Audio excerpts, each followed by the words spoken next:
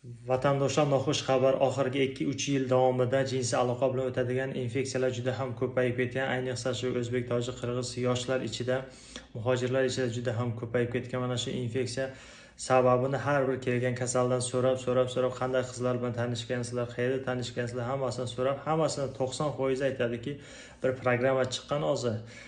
Badbaxtda Drug Vakruk degan programma, o'shaning ichida shu o'zbek qizlari o'tirar ekan, o'zbek millatini pastga urib o'tirar ekan. 70-80% shu o'zbek qizlari.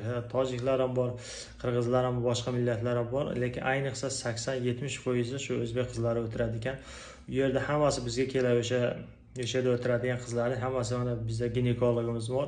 Men urologman, erkaklarni ko'raman, yosh bolalarni.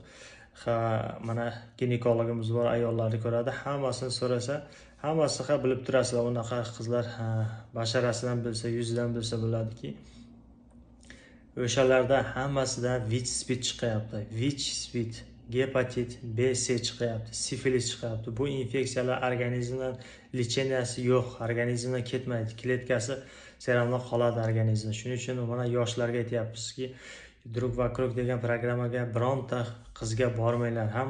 Hammasi VICH SPID bo'lgan, kasal bo'lgan. Iltimos mana shu videoni tarqatib qo'yinglar yoshlarga, o'zbek, tojik, qirg'iz xalqiga tarqatib qo'yinglar. Bormasin, yoshlar ko'p buzilyapti. 2003-2004-yil bolalarda VICH SPID chiqyapti. Sizlar ertaga O'zbekiston, Tojikistonga borib qanday uylanasizlar? Sizlarga bermaydi, уже analiz topshirasizlar, chiqadi.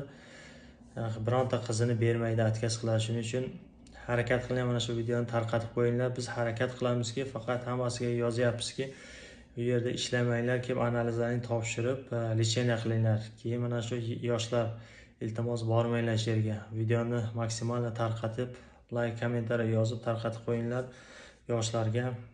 Mumkin birontaga yordam beradi. Rahmat, sog' bo'linglar, salomat bo'linglar. Rahmat.